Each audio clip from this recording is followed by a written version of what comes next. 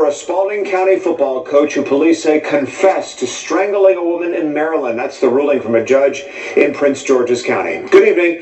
Thanks so much for joining us tonight for Fox 5 News at 10. I'm Tom Haynes in for Russ Spencer. I'm Courtney Bryant. Carl Kearney is accused of killing Patrina Best at a home in the Washington, D.C. suburb.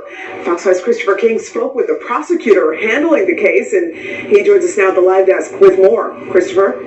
Courtney, Tom, Carl Kearney sits in a Maryland jail. He has a lot of time on his hands to think about the crime he's accused of. And tonight, the prosecutor is asking one question: why? It was a very brutal crime. Carl Kearney is accused of choking Patrina Best to death. So this was an intentional act. It was a very brutal act, and no one deserves it. A Maryland judge Tuesday afternoon refused bail for Kearney. Aisha Braveboy is the state's attorney for Prince George's County in Maryland. She calls it the right decision. Anyone who is willing to kill someone with, by strangulation is someone who is dangerous, someone who has a violent temper, and who cannot be trusted to be around law-abiding citizens. Prosecutors say on Saturday, Kearney strangled Best inside a home in Prince George's County, a suburb of Washington, D.C. There was an argument, some type of dispute, which led to her death. Braveboy says Kearney took off to Virginia. He called police.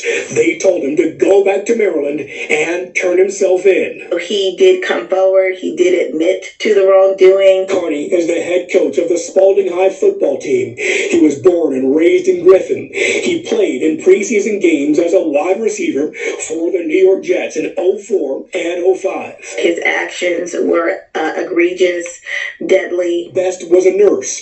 Previous reports referred to her as Kearney's girlfriend.